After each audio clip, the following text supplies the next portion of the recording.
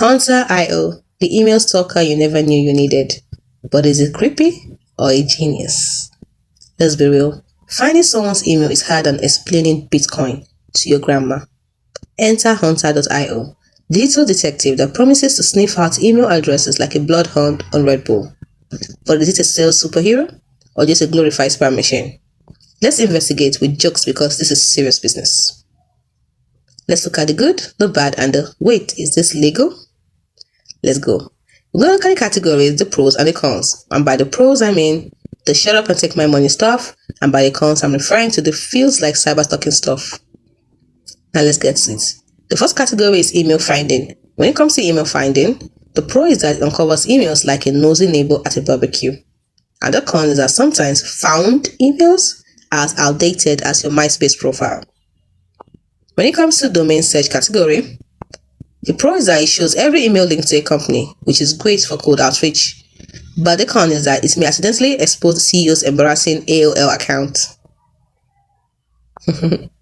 Next, when you look at accuracy. Yes, it hits the mark 80% of the time, which is better than your dating app matches. But the con is that the other 20%, you are emailing info@defunctcompany-2004.com. Dead. Moving on to integration. It plays nice with Salesforce, HubSpot, and your crippling CRM addiction, which is a pro.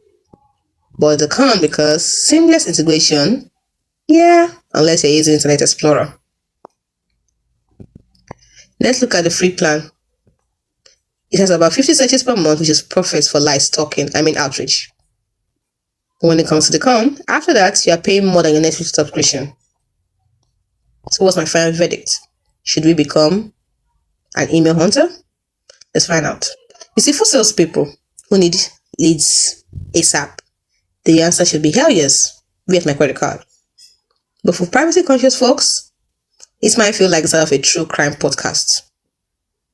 What I'm trying to say is, Hunter.io is like a private investigator for emails. Super useful, slightly sketchy, and occasionally too good at his job. So use it wisely or you might end up on Dateline episode. P.S. If you email Jeff buzzes using Hunter.io and he replies, sorry about that. If you email Jeff Buzz, why do I keep calling him Buzz? He's Bezos. If you email Jeff Bezos using Hunter.io and he replies, we want 10%. If you're still on the fence, remember, cold outreach is just like making friends with extra steps. See you in the next video.